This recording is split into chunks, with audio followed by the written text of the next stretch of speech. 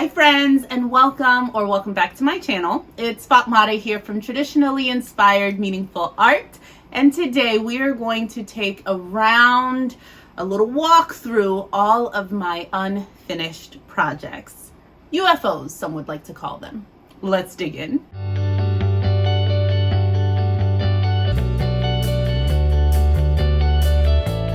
All right, so a UFO is an unfinished object, is often what it's called, but it's the projects that we start working on and unfortunately don't reach completion. So oftentimes there are things that we either cannot wear or wear even though they're sort of unfinished, and always think like, oh, I really need to finish this, right? And they can often take up space in your sewing area, live in a closet somewhere, or some folks don't even think about them. We just like out of sight, out of mind. I teeter in between those things. They might be out of sight, but they often are not out of mind. And then they do cause a lot of clutter. They take up a lot of space that I could otherwise be using for projects and fabric that I want to store for upcoming makes. So I wanted to address some of my UFOs, and hopefully in just talking through them, I can reach a decision on whether or not they're worth keeping anyways. If there's another way that I can upcycle them or gift them or use them as stuffing and recycle it somehow. So those are the things that we'll be talking through right now. I'll let you know what I was intending to make, what the inspiration was, where I am in the making process of it. Am I really close to almost being done, or is it not even stitched? Have I not even stitched into it yet? Because you'll see. I have a couple of those projects too. So to begin, what I'm wearing today is the fabulous S9114 dress. If you had not already watched my February sewing vlog, please go over and do so. I was making this dress among others, and I'm really excited about the final outcome. I love it so much. So let's dig in. I'm going to begin with the biggest disappointment of last year. If you saw my previous vlog where I talked about my hits and misses of 2021, this was the biggest miss. And it is this fantastic blazer. And I will write the name of the pattern up on the screen. And I used a wool fabric that I had thrifted. I also had this amazing sateen fabric in my stash, and they just went together so beautifully. Now, the jacket itself isn't the worst thing I've ever made, right? It has this asymmetric hemline at the bottom, and the thing that sort of ruined this was the interfacing. I don't know if you can really see that, but the interfacing that's used on the under collar is really stiff. And I thought it was a featherweight because that's what it was marketed as, and I thought that meant it would be light.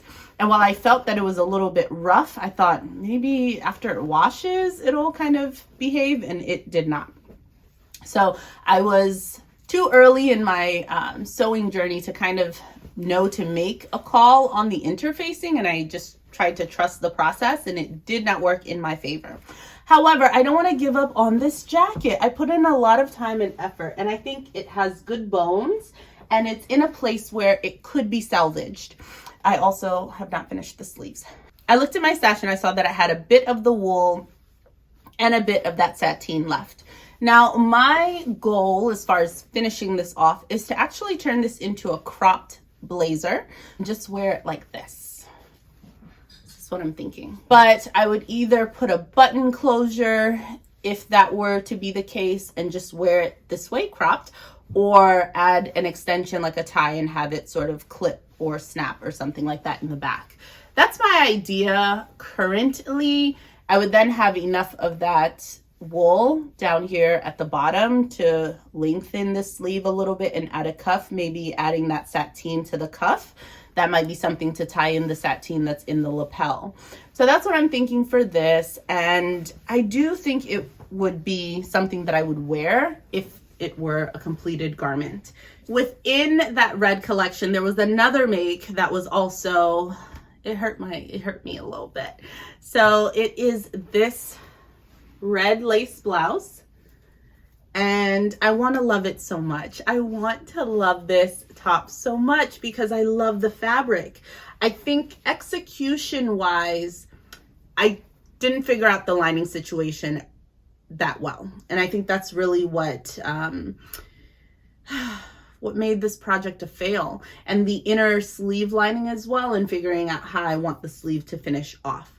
So there are a couple of things that I need to think about with this. I have just barely more of this lace. That's all I have remaining. And while I believe I picked up this lace years ago at Joann's, I have looked in their sort of evening wear fabric section, and I have not found this exact red lace again. And because it was years ago, I don't know if they would carry the same exact one. I'm adding this top to my March plans in hopes that that will kind of motivate me to really think about how I can salvage this garment and make it work for me. So stay tuned for that, and hopefully I'll be able to show you what I did with this top. Now we're gonna take it way back to 2020. I made this lovely dress out of a New Look pattern, and it has this amazing umpire sort of waistline and raglan sleeves. It's really what sparked my interest in the umpire waistline dresses. However, I've never actually worn this dress out. I think the fabric of it, the material, it's like this silky, crepey sort of fabric that I had picked up at G Street. And I don't know, I just don't feel as comfortable in this dress. The material catches the light a lot. So any sort of like bulge that you have after a really good meal shows, and it always makes me really self-conscious in it, even though I think it's gorgeous. So what I actually think this would be lovely as is like a pair of pajamas. Just a nice like cami and shorts. And I think in the skirt and in the bottom of this, there's a ton of fabric here that I can pull from to actually make that happen. So I've never gotten rid of this just because I loved it so much, and it was one of the first few patterns that I ever actually used, especially in 2020 when that was very new to me. So I really love it, and I think the fabric is great. I have tried, I guess an alternative, since the dress is already made, is just to switch out the buttons. As you can see, the buttons keep coming loose. That's because I just use pearls from my craft stash. They're not actual buttons, but I have since thrifted a lot of really great buttons that I could swap in for this. And I think the easier thing to do would be just to swap out the buttons and gift this to someone else, because it is a fully made dress and someone else might really like it. Actually, I think that's what I'll do. I have tons of other fabrics that I think I can make pajamas out of. I'm not going to give myself more work to do. Switch out the buttons, gift it to someone else. I heard you. I hear it. I hear it. I'm going to do that. So for the next set of items that I'm going to show you, I don't even think I have the actual garments in front of me. They're in my closet somewhere, but you remember those shirts that I made out of my Simplicity pattern, and I have a bit more of the tie-dye left. So what I think I'm going to do is make some shorts out of this and use that as pajamas. The actual fabric itself started to pill quite a bit, so I don't often wear it out. And for some reason, when I saw it at the store, I was like, I love it. And then I got it home and I was like, huh, it's okay. It's after the wash, I think some of the colors got muddied a little bit, so it wasn't as, I don't know. So I'm going to hopefully be able to get a pair of like shorts to sleep in out of this, and then wear it with the top that I've already made, and then just have that. Here are the other, for this one, it's just never been finished because, as you remember, I need to shorten those ties, which I haven't done yet. For the gray one, I just need to hem everything. I have not put in my twin needle yet, and that's all I need to do. And then there was the black one that I think I wanted to change the collar of and give it like a higher collar. And I think that's what I would do with this fabric. So those are my thoughts on those t-shirts that I had made with all four of these fabrics. And it was nice to use that pattern to get me going with using my knits, but it was just seeing it through to completion. The whole twin needle situation really stumped me, and I was like, I don't want to do this. Here is something else that you might have seen in my hits and misses for 2021. This is a Nicole Miller fabric that I had picked up at Joann's many years ago, and I love this kaleidoscopic, gorgeous, almost floral but abstracted, geometric sort of print. I love it. And I wanted to make something out of it so bad, but I didn't have enough fabric and ended up doing this to the back. So it's, I don't know, since I've made it, I've never worn it out aside from the photos that I took for the Red Collection shoot last year. And it still doesn't have any buttons on it, on the sleeves or in the back. And honestly, I'm just going to put the buttons in. I'm going to encourage myself to wear it to work and just see how I feel in it. You know, pair it with some nice bottoms and we'll see how I feel about it. It seems like it would be way too much work to try and go in and change or switch out the back, this back panel piece. So I think it's here to stay. I just need to figure out how I can work with this. Something that you had not seen, this is from 2020, and this is my attempt. Whoa, where's the front here?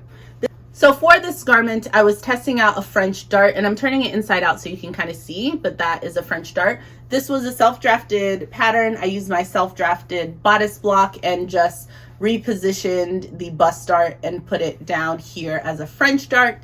It did not work out that well, so I was testing it out. I put a side seam zipper in it, and it was meant to be, I think, a top, and it just never saw the light of day. All of these stitches are basted in because I was doing a lot of testing on this garment. And this is a sateen fabric, like one of the silky types from Joann's that I picked up again years ago, maybe 2019, 2020, possibly. And it was in their clearance section. It has darts in the back. I just really, I don't know. So I have now acquired a pattern, like a commercial pattern with French darts in them. I think what I'll do is compare that pattern to what I cut out here and see where I went wrong. The dart just doesn't sit in the right place on me. This garment can also be big. I'm not really sure. I just was really disheartened and kind of put that project away since 2020. So this has been following me for a little bit.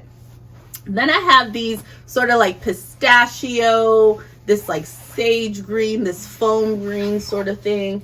And oh wow. Okay, so this is a bias cut skirt, so I'm not going to handle it too crazily, but this is a bias cut skirt. I think I was also trying to test out making something cut on the bias. I did not use a pattern for this, so I am intrigued to see how this turns out. Or did I use a pattern? I don't know. I didn't used to take really great notes back then because I thought I was just going to whip it up, and I didn't.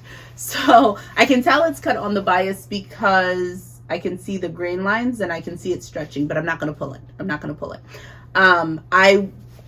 Though it is cut on the bias, I still was going to put darts in it. I see the little markings for darts here. So, okay, that's great. And then I also paired it with a top, of which I also cut a lot of bias strips, which have never been turned into bias binding. Oh gosh. Okay. So there's all of that. I cut the excess, I'm assuming, into strips. Okay, that's great. This is the problem when I make things and don't take notes on them like I used to do. I don't know what my vision was, but here I have, what's that? Why does it do that? So I'm assuming this is a top. I don't know why this curves up. Does it come down? What? I don't know. I don't know why that is like that. This seems like a top. Oh, okay, this has darts. So maybe this is the back piece. Oh my word, I don't know. And sleeves. Okay, and sleeves. Right. And this is a facing? Je ne sais pas. I don't know. So I'm just gonna put that in a pile. But that's what this is. So that's part of the UFOs. Oh my gosh. When did I make this? I'm going to assume that it was 2020. Just because.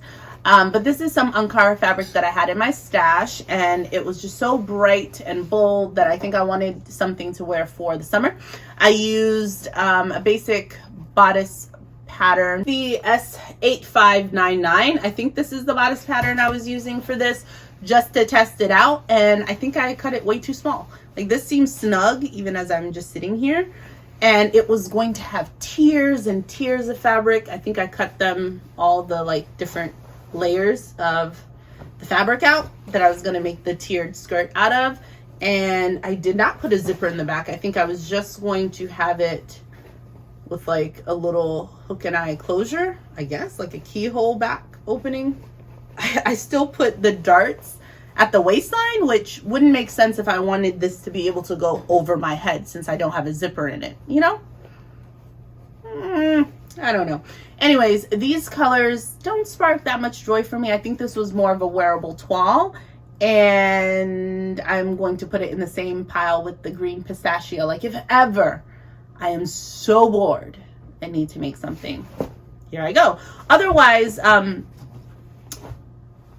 mean, just the bodice is sort of already doing something, but these are just rectangular scraps. So maybe I could just, I don't think I'm going to move forward with this project. I guess that's what I'm trying to say. I don't think I'm going to move forward with this.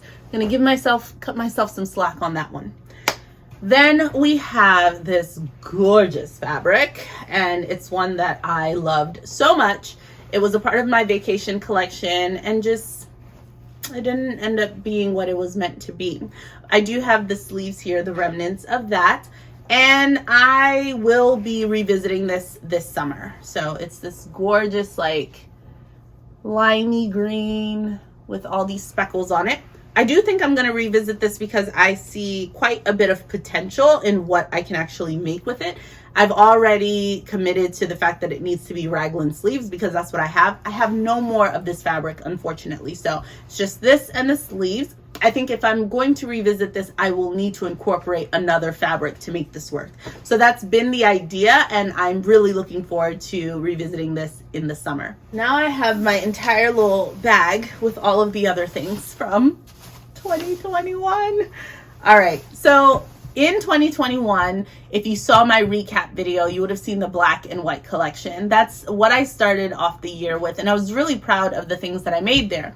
If you go further back and see the plans video for that, I had way too many plans for January, way too many. I guess I wasn't really sure about timing and how much time it really takes to make a garment, and to make a garment well, I should say. So I cut out and prepped so many projects that never even, like, it's just pieces right now. It's just pieces of fabric. This was a thrifted curtain panel that I picked up at Value Village, and I just fell in love with this creamy color. It has this sort of like almost jacquard like effect on it with this floral print. I'm sorry, the lighting is not great. But I know this was meant to be a top. I can see that. Okay, you have to just watch for the vision to come together. So do it like this, and then I have this overlay portion that would just like flap about in the breeze. I want to make this. Yeah, I do want to make this. Okay, it had sleeves. Did I cut sleeves? Ooh, yes. Yes. And again, I used the end or the bottom of the curtain to be the cuff because I'm smart. That's a good idea. Okay, yeah, so full-length sleeves, not a puff sleeve. Look at me. I wasn't even all about the puff sleeve at that time, so it's just going to be a fitted sleeve. That's going to be really fitted. Wow. I don't know about that. Yeah, so just a regular sleeve. Interesting. Okay, so that was that idea. Oh, I know what this is. Okay, so to pair with the French dart top that I was making, I do know what I intended to make with the rest of this, and this was intended to be a half circle skirt. Yeah, so I really want to make this though, because this I think would be super wearable.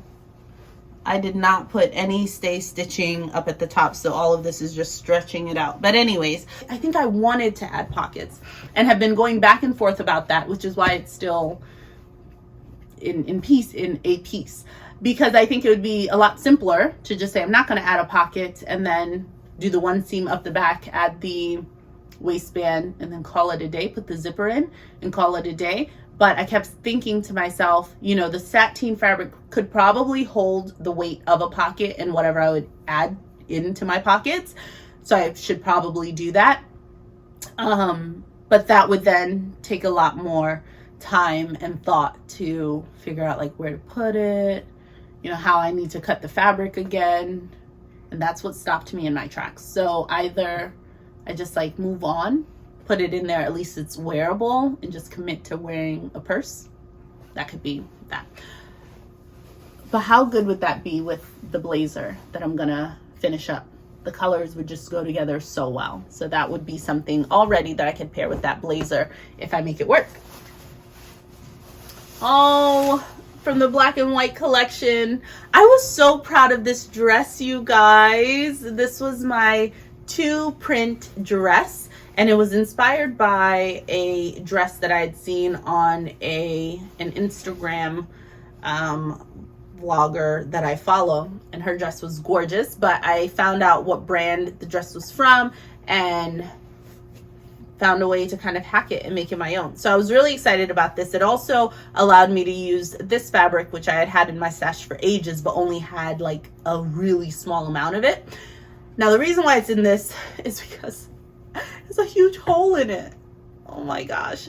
So because I had so little of this fabric, I was not really as mindful, I guess, about cutting it as on grain as maybe I should have been.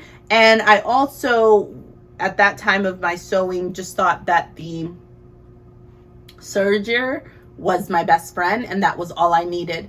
However, I should have probably put some fray check on the ends of this just because of how fragile it was.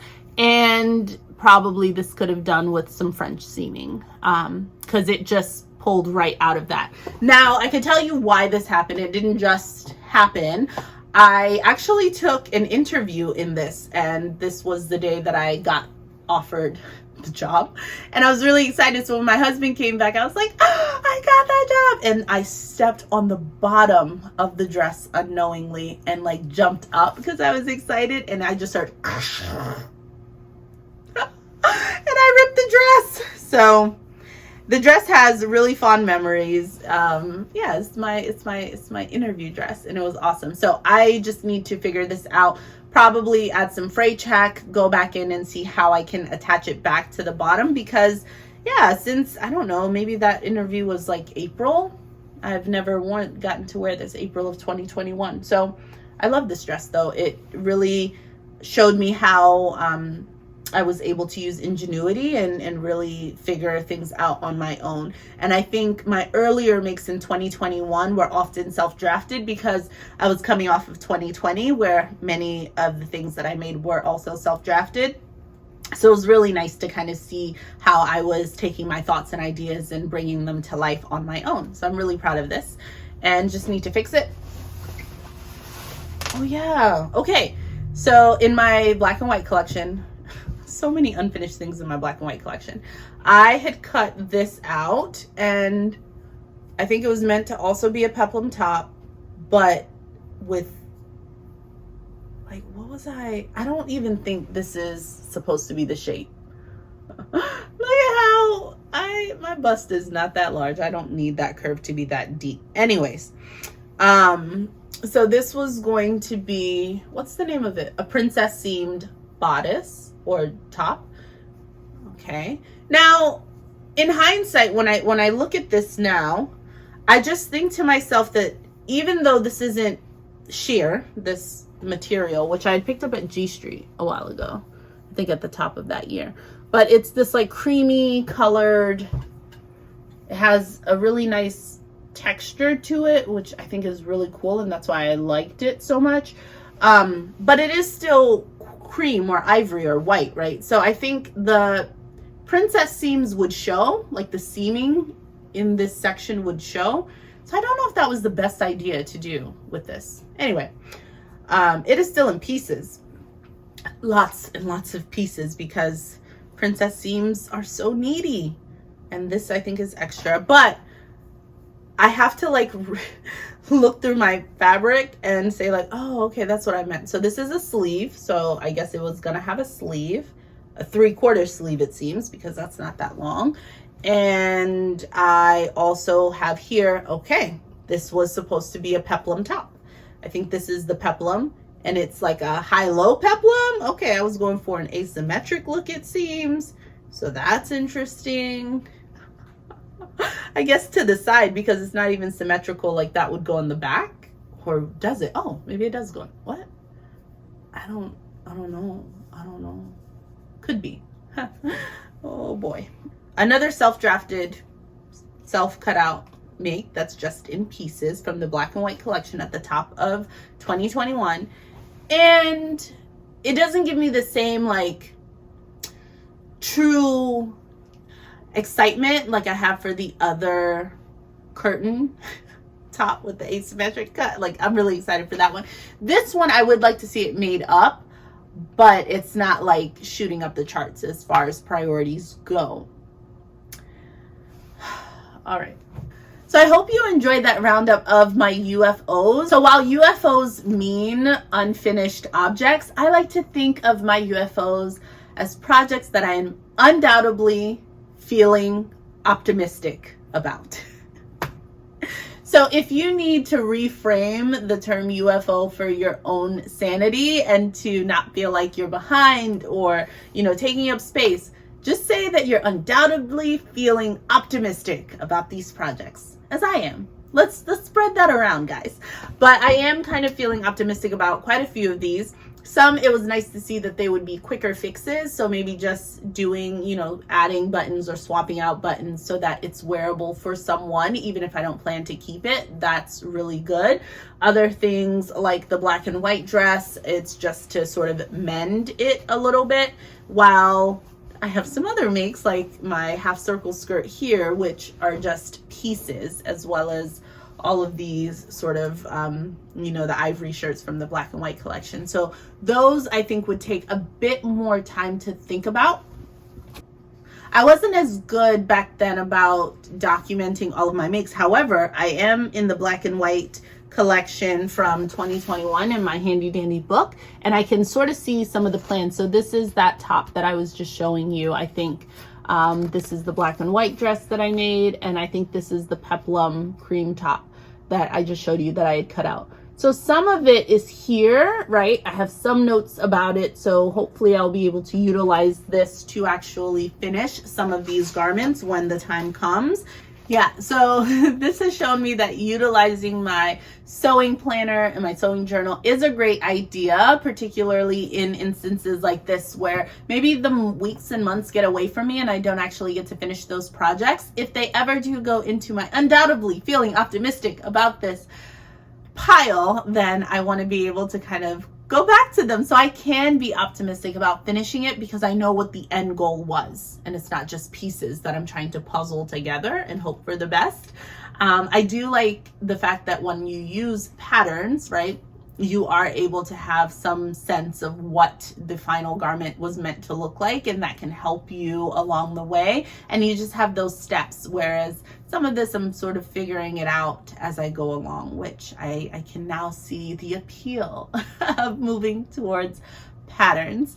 I hope that you have enjoyed this sort of look through my UFO stash, and if you have UFOs of your own or want to start addressing them and really getting an idea of how you can revisit them, make them work, or determine whether or not it's really not salvageable and you just want to recycle it in some other way, take this as my call to action for you. Go and look through your UFO stash if you have one and make some decisions on what you would like to do with them. Start incorporating them maybe into your monthly makes plans, or find a really great way for you to recycle them, put them into a poof, or donate them somewhere, right? Just so you can have that much more free space in your sewing environment so that it's not producing clutter and not bogging you down, which I can definitely say I was starting to feel that, and I don't want to feel that way. Let me know in the comments down below which of these UFOs you are most excited to see me make up, and if everyone kind of has something similar in mind, maybe I can move that up as far as priority and sort of get to it a bit quicker. If you have any suggestions on ways that I can finish up any of the UFOs that I had questions about throughout this video, please also leave that down below. That's what this community is about. I need ideas sometimes, particularly when I think about this awesome green fabric. I want to do right by it, but if there was any particular garment that you're like, can't wait to see you make that up because I just want to see how you finish it, please let me know down below. As always, friends, stay creative. Bye-bye.